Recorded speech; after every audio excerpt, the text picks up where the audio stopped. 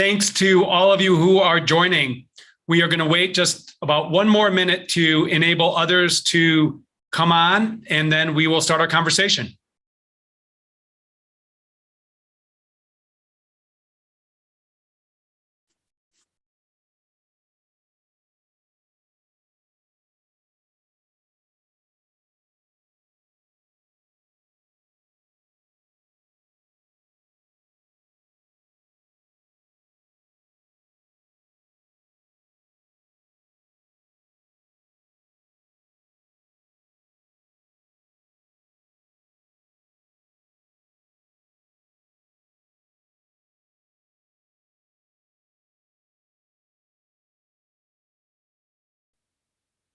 Once again, welcome to our Secretary Speaker Series, where we lift up big ideas, key priorities, and leaders from across California driving our progress forward. My name is Wade Crowfoot, and I serve as California's Natural Resources Secretary, which means I lead a large state agency, quite broad, across 26 different departments, driving and stewarding California's natural environment. It also means that me and my team play a central role in advancing Governor Newsom's very ambitious environmental agenda and implementing a lot of groundbreaking laws that our state legislature has passed. Today, we're going to talk about California's own groundbreaking transition to 100% clean energy. Many of you may know that our governor and our legislature have established in state law that we will generate 100% clean energy within almost a little over 2 decades by 2045. It's one of the most ambitious energy transitions in the world, all the more ambitious if you consider the fact that we're maintaining and growing the 4th largest economy on the planet. At the same time, we face significant challenges, including extreme weather driven by climate change that stresses reliability, and cost concerns and the need to keep energy affordable. So today we'll talk to key state leaders about this transition. What is our pathway to 100% clean energy and how we're moving forward down this pathway? It'll be a candid, interactive conversation among what I consider to be a real dynamic group of state leaders. We're also joined by a key representative of a tribal government and hearing a little bit more about their leadership and work, recognizing the role that tribal governments play along with state government in this energy transition. We have a couple of ways to engage today and get as much out of this discussion as you can. One is utilizing the chat function or viewing the chat function. My colleague Geeta Chandra, from time to time as we're talking and introducing our discussants here today, will provide links with more information, both on the leaders we'll talk to and topics as they come up. There's also a Q&A button at the bottom of your screen that at any point during our discussion today, you can tap on and ask us a question or provide us a comment. We'll see that on the panel, and we'll either answer your question directly through the question thread, or I'll work to bring in the question to the group conversation that we have after we hear from each of our speakers. Our discussion here today will be recorded, so if you want to refer back to it or share it with others, you can do that. And after about a day or two, you can log on to resources.ca.gov, where you'll find a recording of our discussion.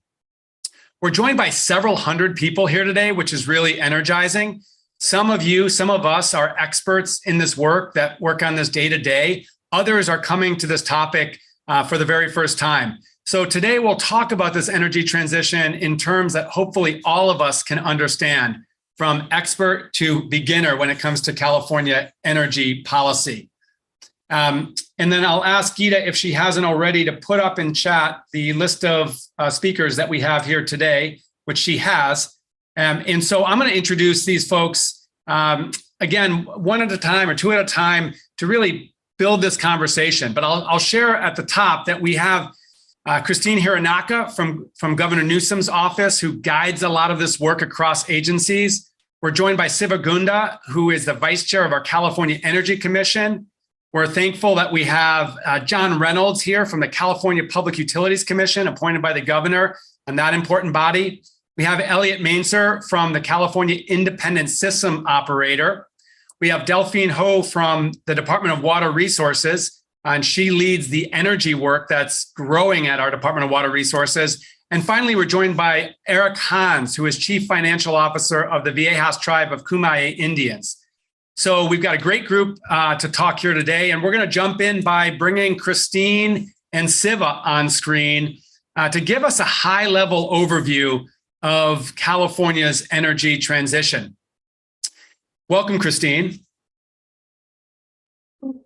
All right, great. Got to come off you. Thank you so much, Secretary Crowfoot, and everyone for this opportunity and this discussion. Very much looking forward to it. I'm going to keep my remarks very short because we have a great team here, as the Secretary mentioned, and looking forward to the conversation. I'll just start out very briefly by saying, we're all here because of climate change. Our clean energy goals are integral in meeting and fighting climate change. And it's not just when we say 100% clean energy, what does that mean? That means transformational change in the way that we are living our lives, increased vehicle electrification, building electrification, industrial decarbonization, using the grid in innovative ways that flexes our power more. So there's a whole host of really exciting, innovative approaches that we're in the middle of this transition. And as the Secretary mentioned, this is really a question of how we're going to meet our clean energy goals. It's not a question of if. Our collective mission is clear. And really that is where we are in this really exciting, albeit challenging space of how are we going to make this a reality in a way that is affordable, reliable, safe, and equitable for all Californians to achieve our clean energy future. So if I could actually just ask maybe the slide deck to start, I think a lot of this is enunciated at the governor released in May of this year, his update to his roadmap. He did a roadmap, but what does our clean electricity system of the future looks like? It's very much what I just mentioned. And in May, he released his clean energy transition plan, which really gives at a top line, what are we doing and how are we going to do it? We have ambitious goals, we can meet them. It will take an unprecedented amount of new clean energy resources coming online in the next several decades. And as the Secretary mentioned, we're also facing a lot of extreme climate-driven events that are also creating unprecedented stress on our grid. So drought impacts, decreased electric generation, wildfires can threaten electric infrastructure, and extreme heat. Last September was a record, and I'm sure that President Mainzer may cover this a little bit as well, but we experienced 10 consecutive days of record-breaking heat that, the grid did maintain power, but it was an illustration of these are the types of events that we're going to have to prepare for. And so again, not a question of if, but how we're going to make this transition a reality. And I'm very honored that I get to work with this team here that I'll pass to Vice Chair Gunda to talk more nuts and bolts in terms of what are we planning for? What do we need to achieve from a climate and clean air emissions perspective? And how are we going to make this real? So thank you again for the opportunity and looking forward to the discussion.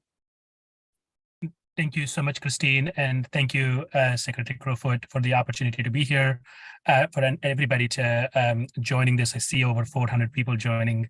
It's a wonderful team effort here. Let's go to the next slide, please. So wanted to start off with just where the CEC fits into the overarching energy policy. So just there are three buckets of work here. We start off, obviously, to Christine's point, the Governor Newsom, the administration has incredible targets, bold targets, legislation and such. So that really guides much of the work that the agencies do. For the energy sector, but also the economy as a whole, it really starts with the scoping plan and Air Resources Board. So we look to Air Resources Board, we collaborate with them to develop an economy-wide decarbonization strategy.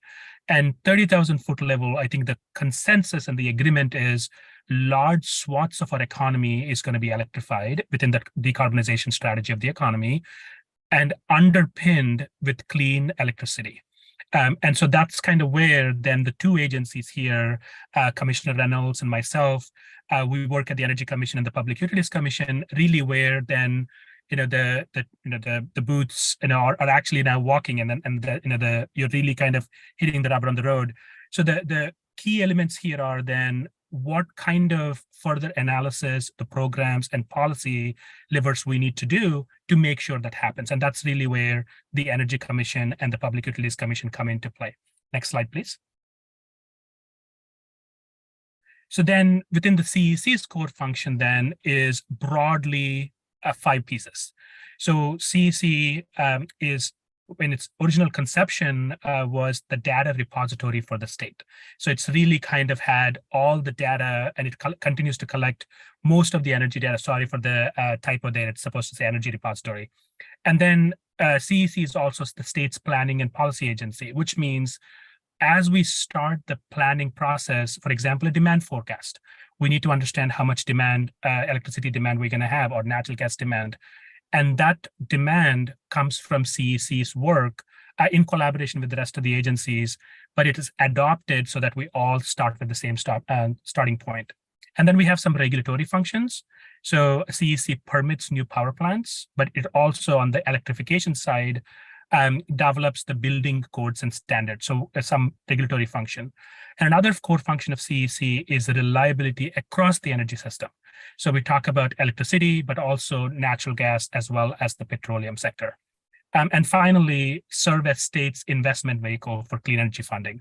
This is both R&D as well as D&D. So that's research and development and demonstration and deployment as we test out new models. Next slide, please.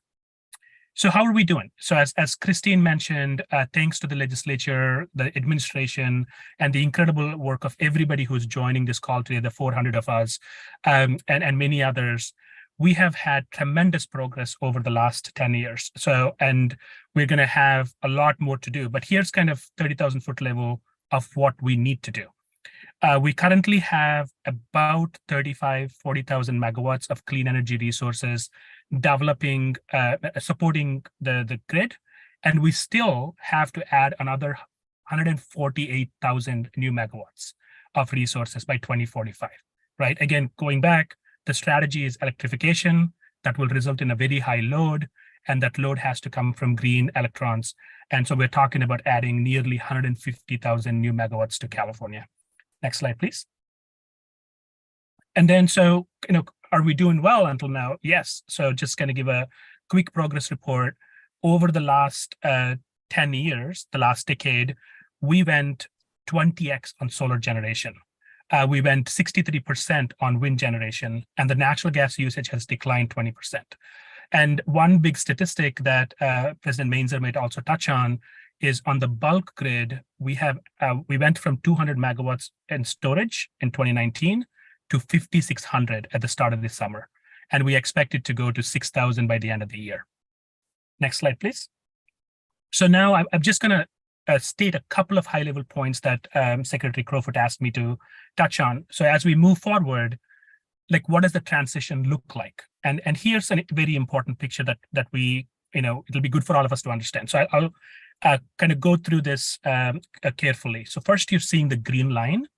So the green line here, the green solid line, is the demand that we need to meet, over the 24 hours period, right?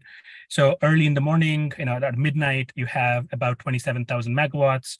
It goes to almost 38,000 by 5 or 6 p.m. And then, it kind of goes down. So that's the actual demand we have to meet. But now look at the blue line. The blue solid line is the amount of resources, the amount of demand we have to meet if we remove all the solar generation and the wind generation that's already helping us, right? So now when you look at that, so between the green line and the blue line, all you have is like you're removing the solar and the wind generation. So you're still looking at a significant amount of load that we have to carry on on fossil generation today. And another important point there is that the blue line, the important point to kind of take away from this is you have to ramp the resource, meaning on a solar generation, you can't control it.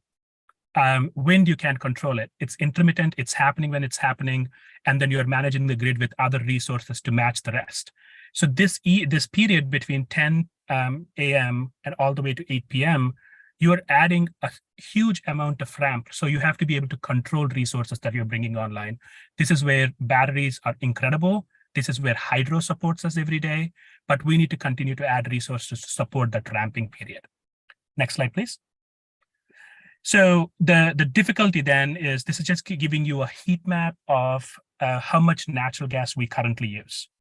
And what you're seeing on the x-axis is every single day of the year. So January 1st to December 31st. It's just 365 days. What you're seeing on the y-axis is the 24 hours.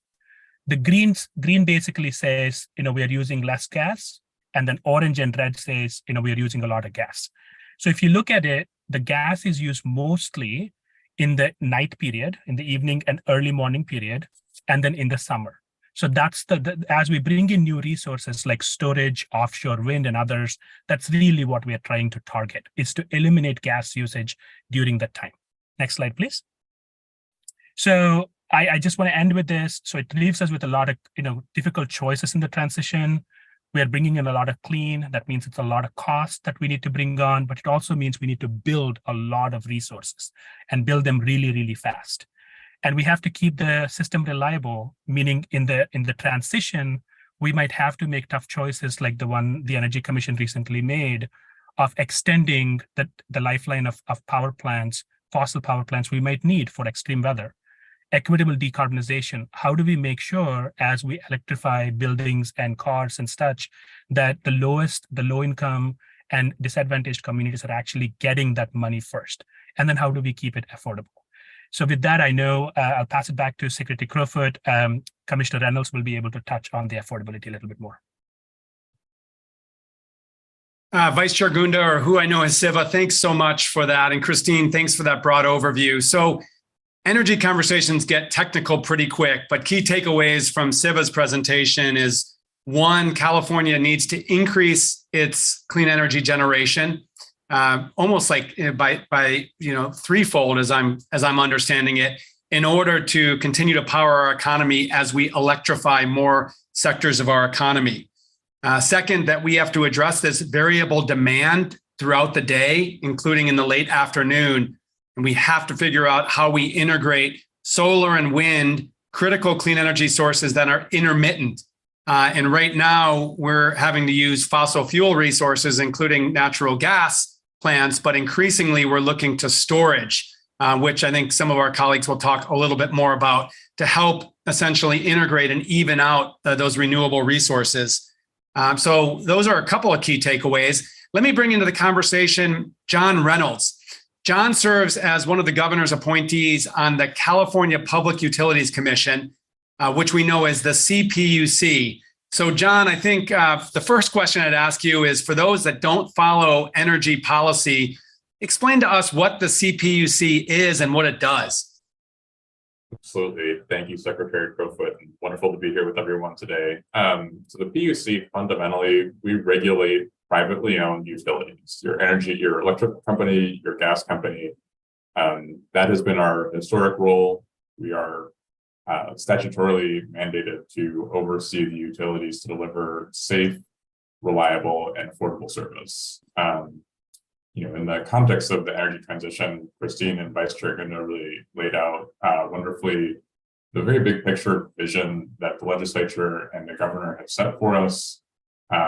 We partner with really everyone here, along with the ARB, to help deliver on those goals and make sure that the entities that we oversee are doing so in a reliable and affordable manner and improving the safety of the system. I think, fundamentally, the scale of the challenge in front of us, as laid out by Vice Chair Gunda, is very significant. And that means that behind the scenes, a lot of investments will be necessary to make sure that we're ready to deliver on all of those goals. We're going to need to see a lot of changes to the grid, and we are going to need to see those investments in a way that manages affordability for customers. We want to be as efficient as possible in building the infrastructure necessary to support our clean energy transition.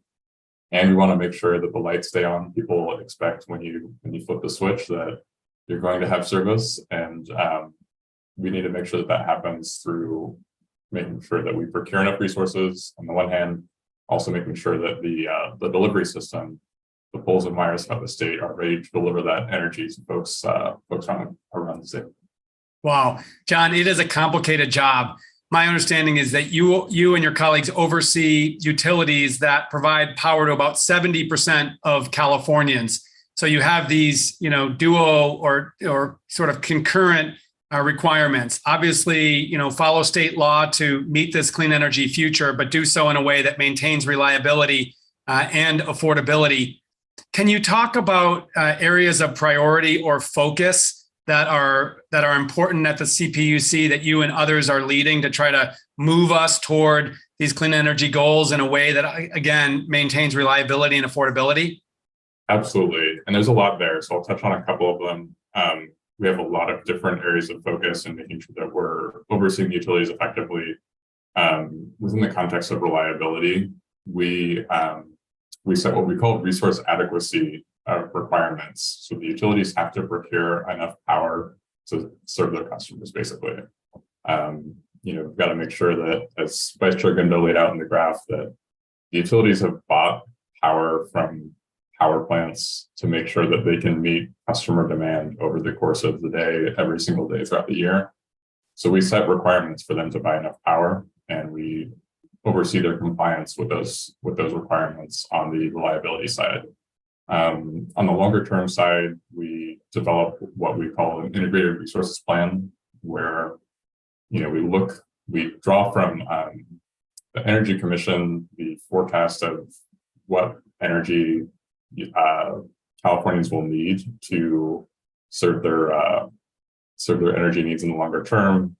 We look at the Air Resources Board's greenhouse gas targets, and we model a portfolio that we expect the utilities that we oversee to procure in order to meet those goals. So to deliver reliable energy, to do so in the most cost-effective way, and to meet our clean energy targets. And then the entities that we oversee go out and they buy power to meet that model portfolio. So there's really, I think, both a reliability, clean energy, and an affordability component of the integrated resources plan.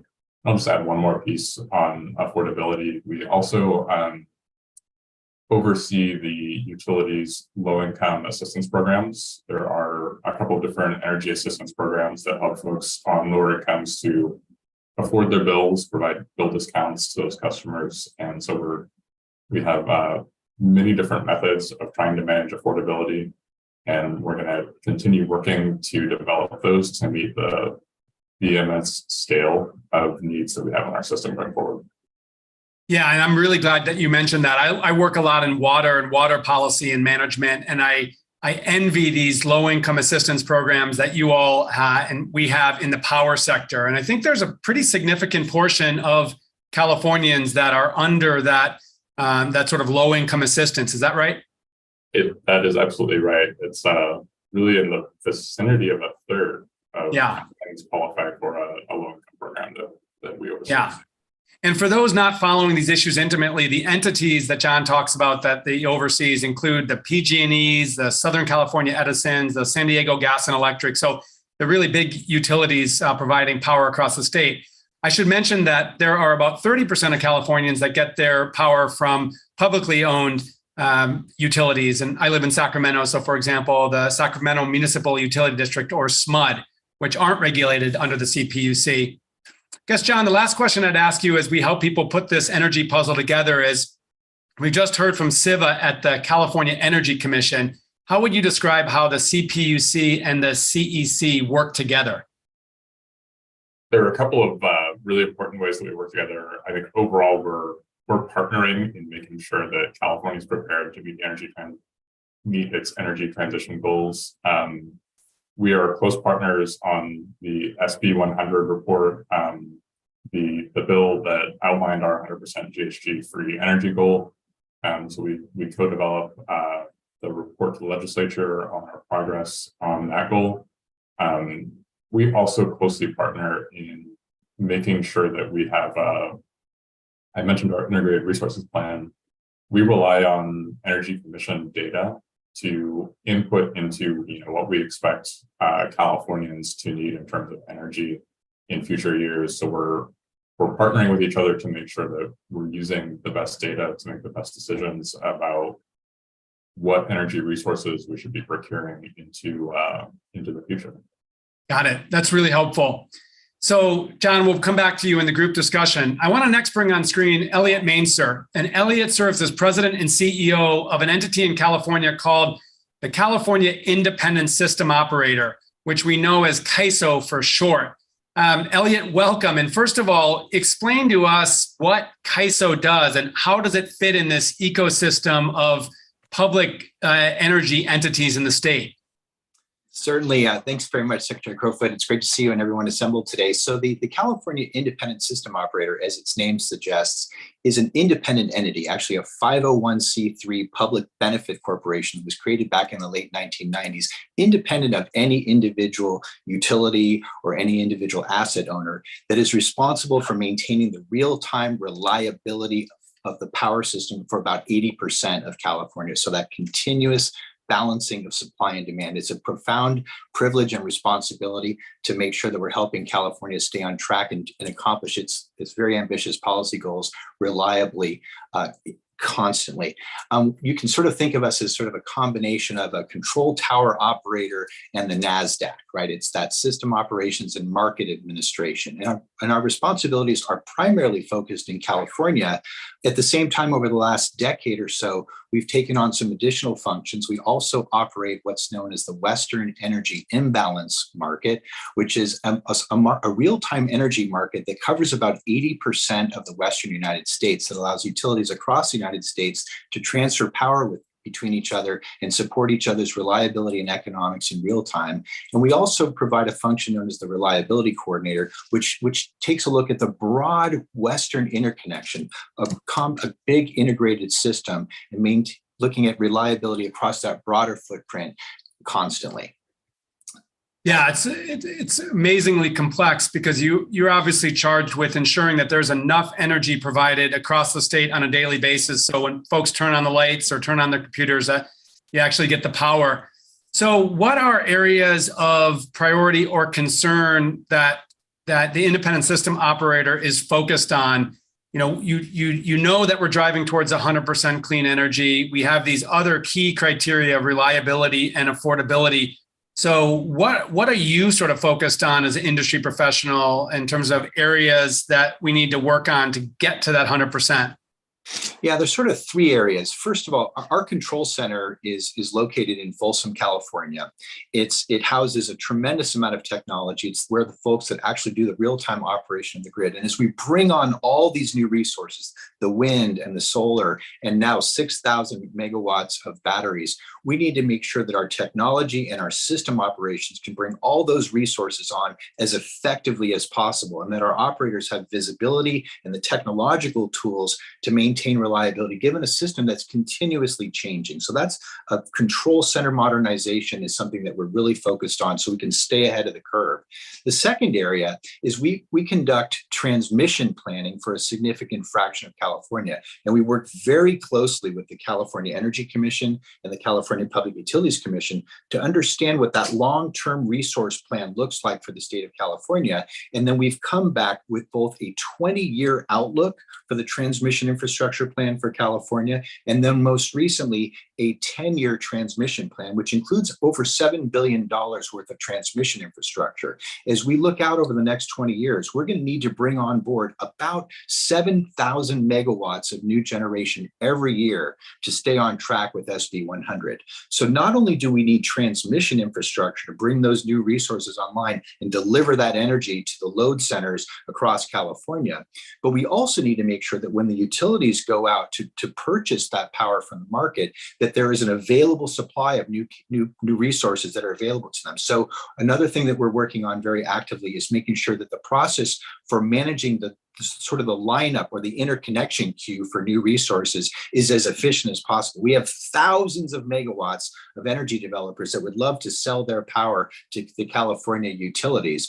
And that queuing process is very complicated. So we're working very actively to reform those rules to make sure that we can clear those queues and make sure there's an adequate supply of new resources to come on board to stay on the SB 100 curve. And that's a big part of our responsibilities. And then finally, we're working very closely with the Energy Commission and with the Public Utilities Commission and others in California and across the West to build on the success of that Western energy imbalance market that I've described. We're part of a vast interconnection, and we in California imports a lot of power. We also export a lot of power. Last September, when it was super hot in California, we had the record-setting heat wave. We imported a lot of capability from the rest of the West. This year, with our big snowpack and relatively modest temperatures in California, the tables have been turned, and we've been supporting the broader interconnection. Building on that real-time market into a day-ahead market that will offer even greater reliability and economic benefits is a big part of our strategy, and working with our regulatory partners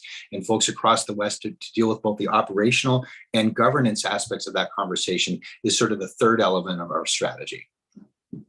Really helpful, Elliot. And, the fact that you point out is remarkable to me. We need to bring on, over 7,000 megawatts of new power generation, whether it's solar, wind, geothermal, what have you, every year for the next couple of decades to meet our goals. And Governor Newsom has been really passionate about finding ways to move faster. How do we build this infrastructure faster, the transmission faster? Do it in the right way so we're avoiding impacts or mitigating impacts of that infrastructure development. But simply put, it seems like we have to move faster in the future than we have in the past. Is that fair? I think that's exactly right. And we've been deeply appreciative of Governor Newsom's leadership on this issue. He has clearly raised the ante for urgency and looking across the California policy and regulatory enterprise to make sure that we can try to take as much friction out of the system as possible, be conscientious, be smart, right? You have to think about impacts to local communities. You have to be very sensitive about infrastructure development, but also sort of getting real about what it's going to take to onboard all these new clean energy resources. Yeah. And if we can do this in the fourth largest economy in the world, we can show the world that this can be done, which is obviously a key solution to the planetary crisis of climate change. Thanks so much, Elliot. My pleasure. I want to bring on Delphine Hu to the screen. Delphine and the Department of Water Resources are the sort of proverbial new kids on the block, as it were, in this broad energy effort. Delphine, you're not new to this. You actually were a leader at the Independent System Operator before being recruited to lead the energy division of the Department of Water Resources. But many here today may be scratching their heads and thinking, what does DWR have to do with this energy conversation? So that's my first question. Absolutely. Thank you so much, Secretary Crowfoot, and for everyone watching and listening. I will have to say it's not as out of left field as most people might think.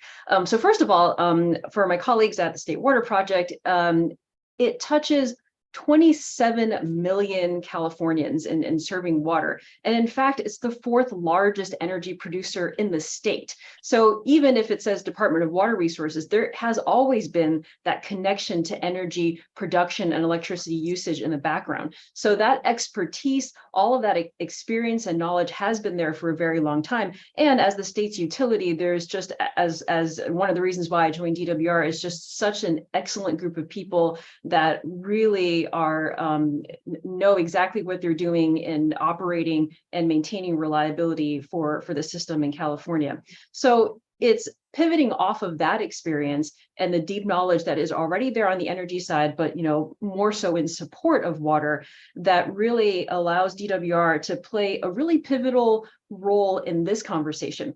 So I want to go back a little bit to how things were introduced. And I think maybe just a rewind to the beginning of this conversation, you have Governor Newsom kind of setting kind of the vision for the state of where are we going.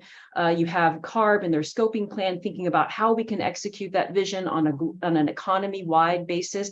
And then you have Public Utilities Commission, California Energy Commission, really articulating those policies that we need to effectuate that. And kind of where the rubber meets the road is at the California ISO, where they have to take a lot of these renewables and actually operate them so that we are getting those electrons in our daily use and when we're electrifying so many things.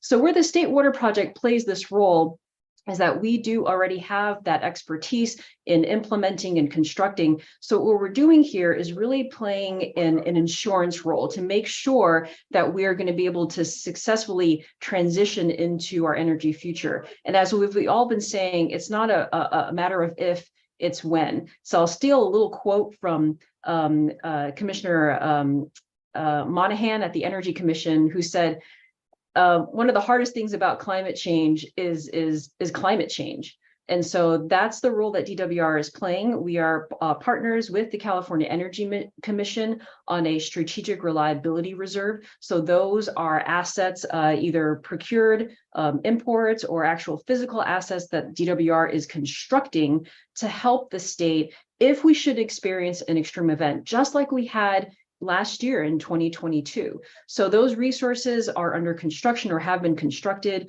We're gearing towards almost 300 megawatts by the end of this year. And by next year, we'll have over 3,000 megawatts in our portfolio. And those resources are there in case we get into those situations where we actually need more electricity above and beyond what we typically plan for. So we've been working very closely with the governor's office, with CPUC, CEC, and also with the CalISO to make sure that we are a plug and play into all of these processes and to support our ultimate state goals.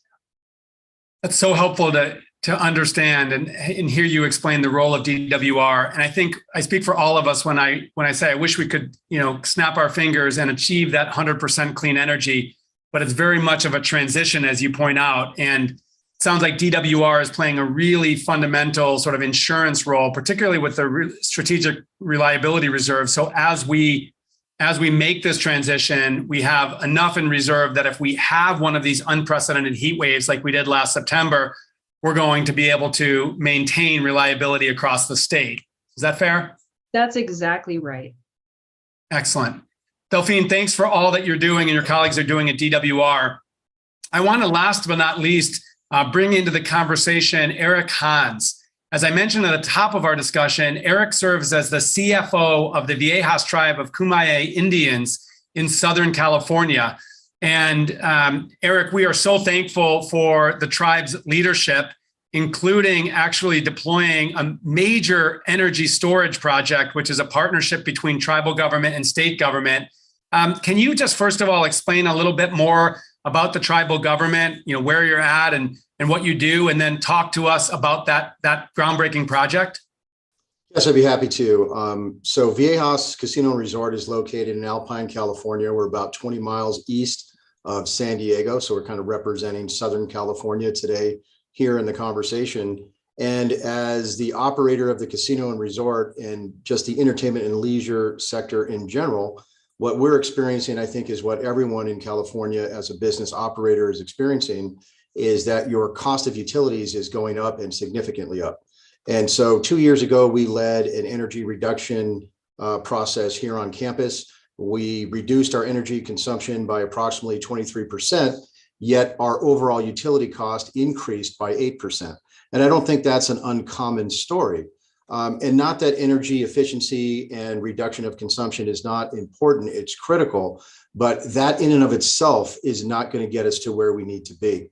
And so we started to develop how can we conceptually move beyond this paradigm and be able to actually reduce our energy costs.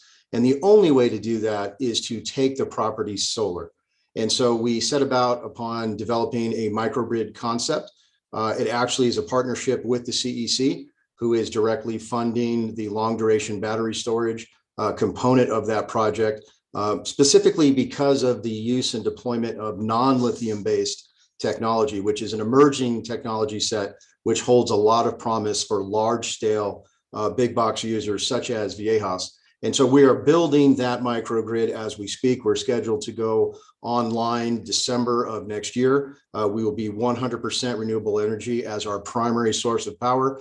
And what makes casino operations very different is we truly are 365, 24/7. We do not close. And so our consumption levels are reflective of that. Our solution sets have to be reflective of that. And one of the things that's exciting for me in my chair as CFO is when we deliver this product to market next year, we will reduce our utility costs by 23%. Wow. So not only are we contributing to Governor Newsom's admirable objectives and kind of carrying our load along with everyone else in California, we're reducing our energy costs as well. That's very difficult to do in this environment. And the one thing I would add, in addition to the partnership we have and are very thankful to have with the CEC. There's also a federal component to our project with the DOE, who is underwriting our tax equity loan. So we're actually integrating federal and state resources to meet the challenge in front of us. And I think what we hope to serve is a template from a technology set standpoint and also from scalable financing standpoint, because infrastructure is not inexpensive. And so there needs to be a financing solution as well as a technology solution. And we feel that we embody both. And we want to scale this project so that we can serve as an example and help other tribes and other businesses achieve the same objectives. Eric, thank you so much. I mean, I think your presence here today underscores a couple things. One is that tribal governments are leading on energy innovation and showing us what can be done. And then two is that, regardless of whether it's a tribal entity, large sources of energy demand can actually innovate to reduce their demand onto the grid. And it takes this sort of blended support from state, federal government to actually enable the infrastructure investment. And I'll tell you, it's tribes across the state that are leading on this. I have a good friend who lives up in Humboldt County, and it's the Blue Lake Rancheria up there that's actually on a microgrid. And so during public safety power shutoffs, during wildfires, he and others from local communities actually can go over to the Rancheria, to their facilities, and actually charge their phones and other needs. So actually, tribal governments are serving as important sort of reliable energy islands when we have these outages. So just wonderful work. Thank you so much. I'd like to bring in the rest of the group and start our conversation. And once again, if you're tuning in and you have a question or a comment, please do put it into the discussion through the Q&A button. And we've got a team that will work to answer questions directly into the question thread, or I'll work to bring these topics into the conversation. So the first one would be on energy storage. We've heard of the challenge, both the opportunity and challenge with renewables. Solar and wind are intermittent, meaning when the wind blows, we get the power, when the sun shines. And at the same time, though, we have to balance those resources. We've traditionally done it with natural gas peaker plants. We're obviously very focused on retiring those peaker plants. Can one of you take on just, where we've been on energy storage and what we've achieved recently and where we need to go? I'd be happy to jump in there. We get the privilege of watching these energy storage resources operate in real time. It's been amazing. Just literally in the last 3 to 4 years, we've gone from about 250 megawatts of batteries to about 6,000 megawatts. California now has the largest concentration of 4-hour lithium-ion batteries of anywhere in the world. And these batteries are actually perfectly suited at the moment to the specific operational challenges that we're experiencing. As Vice Chair Gunda described, that net peak demand period after sunset, when it's still quite hot and the sun is ramping off, sometimes as much as 16,000 megawatts of solar energy coming off the system over the course of 3 to 4 hours. The batteries are incredible. During the course of the day, when there's all that sunshine, they charge up and store that energy. And then as we go into the evening, as the sun is ramping off, they send that energy right back into the grid, a critical part of the reliability solution right now. And right now, all our batteries are basically 4 hours in duration, but through work at the California Energy Commission and Technology Innovation Industry, we're starting to see longer duration energy storage, which is going to make an even greater contribution to reliability and help further displace the fossil fuel generation that currently continues to exist on the grid. So they've been a fabulous resource, arrived just in time as climate and its extreme effects have hit our grid. Well, and if I'm doing the math, 250 megawatts to 6 gigawatts, that's almost like a 50x increase. So strong growth in our energy storage. Siva, where do we need to ultimately be in terms of the scale of energy storage? Is it tens of gigawatts of energy storage? What's your take? Yeah, absolutely, Secretary Crowfoot. First of all, I just want to commend CAISO for being able to integrate the storage.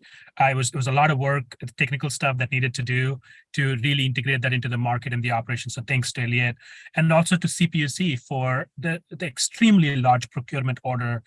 So two pieces, just one to just add to Elliot, we're at 6,000 on the CAISO system, probably another 400, 500 megawatts on the POUs, the publicly owned utilities. and behind the meter, another 1,500. So by the end of this year, we will be looking at 8,000 megawatts of storage supporting the overall California. And to your point, from here, we need to add at least another 45,000 to 50,000 megawatts of storage. And to Eric's point earlier, we need to start moving from the 4-hour to more 8 hours and 12 hours. And so we're looking at different technologies, whether it's flow batteries or zinc bromide. Through the legislature and the administration, the governor's leadership, we got significant amount of funding to test new technologies. That's helpful to understand. And there's a lot of questions coming in to the Q&A function about specific technologies of storage. And we're not going to have time to unpack those, but I know, Siv and Elliot, the more public dialogue you can have to encourage that innovation in battery storage technology. I know that tens of millions of dollars are being invested by the state in developing those different types of technologies. Going to be really important. Also getting questions about offshore wind, which is a major topic actually across the street in the legislature as we have this conversation. A lot of conversation about the potential of offshore wind. Can I ask one of you, why is California bullish on offshore wind? How can it fit into this 100% clean energy? And what do we need to actually manifest this energy resource? Big questions. Yeah, maybe Christine. I'll start out and then I'd love for others. I'll just say, excuse me, the governor has set some pretty ambitious targets related to offshore wind, because I do believe, as we've been talking about, I'm just visualizing Vice Chair Gunda's heat map for gas and how do we offset currently intermittent renewables? And that is where offshore wind provides an incredible opportunity. And so the governor has set ambitious goals, as I've mentioned, 2 to 5 gigawatts by 2030 and 25 gigawatts by 2045. That is a lot. There's a lot of work going on at the CEC and other agencies. And as Secretary Crowfoot referenced, the governor in his budget in January unveiled a central procurement mechanism proposal that's currently moving through the legislature right now. I think there's even a hearing later today. So that is something that's being contemplated so that we're really looking at how do we procure these long lead time diverse resources, of which offshore wind is one of them. So happy to pass off to others on the panel, just to talk about some of the attributes of offshore wind and also just the opportunities of what is it going to take, to the Secretary's question, to bring this online. So Siva, do you want to go next?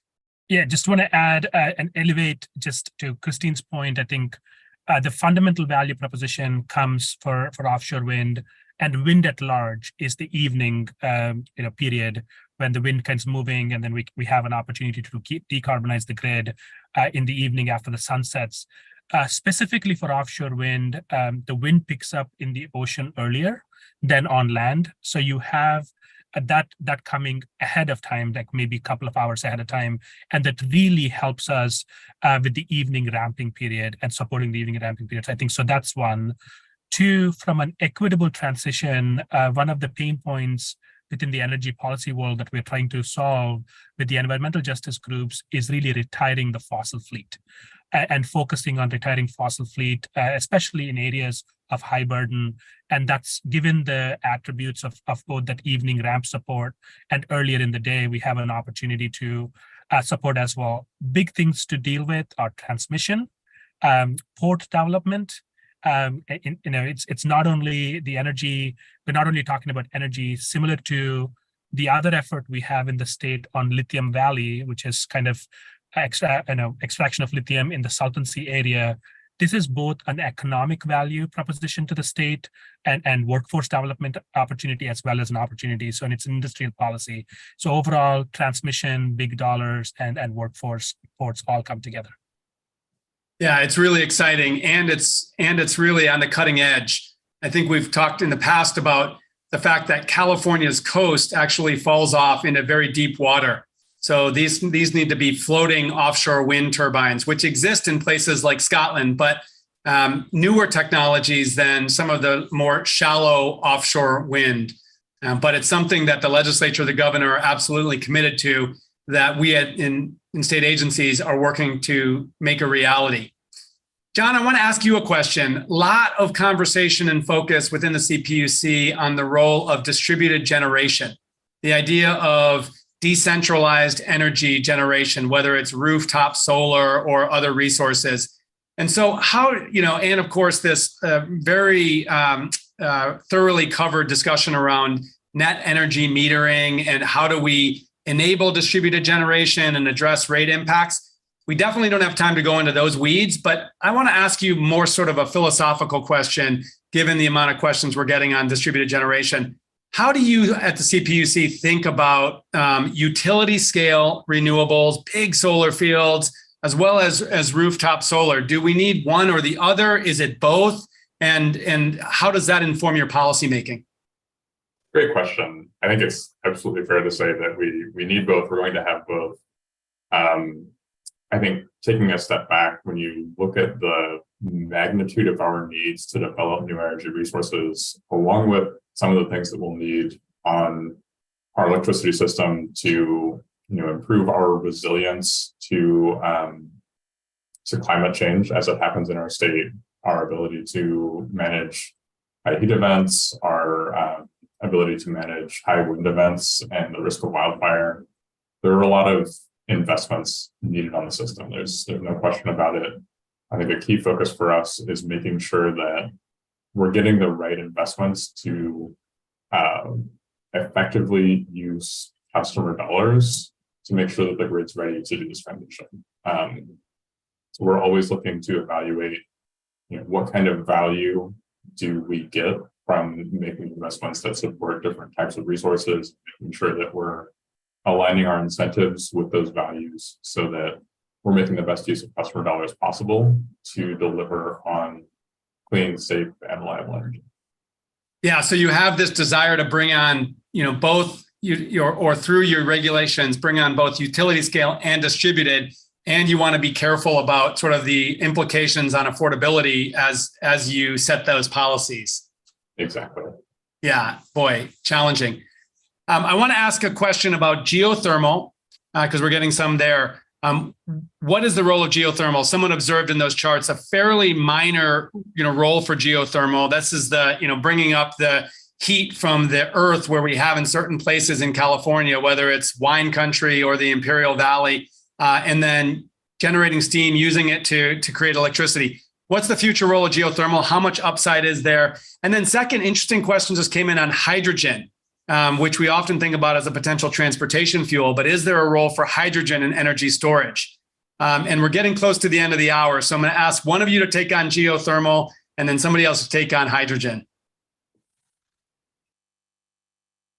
And I'll pick on somebody if you don't volunteer. Christine.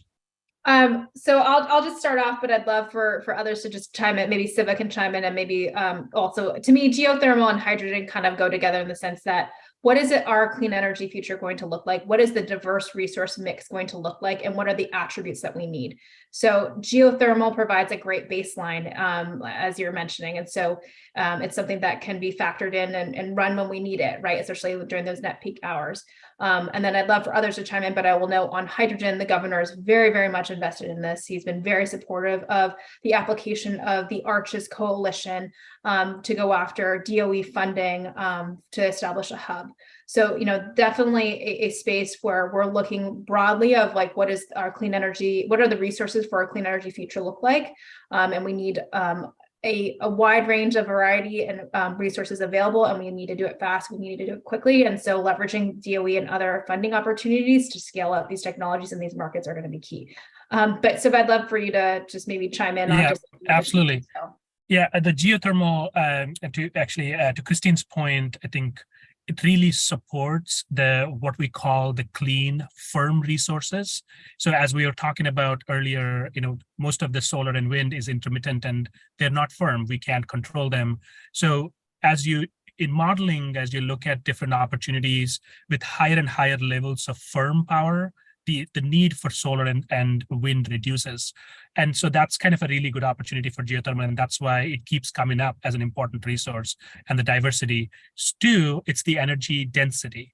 So, think about like a natural gas power plant, 1,000 megawatts, you could put it in a couple of acres land, versus the solar versus wind and geothermal. So you have geothermal is a high energy density opportunity. So between the energy density and it being firm, they get picked up. And then right now, CEC has applications that we've received for 3 projects in Salton Sea, and we're currently working on that. So I think geothermal is going to be an important resource moving forward. That's exciting. So as we come to the end of our conversation, I want to do a quick round robin, and I want to ask each of you, what is a critical priority for your entity in the next year?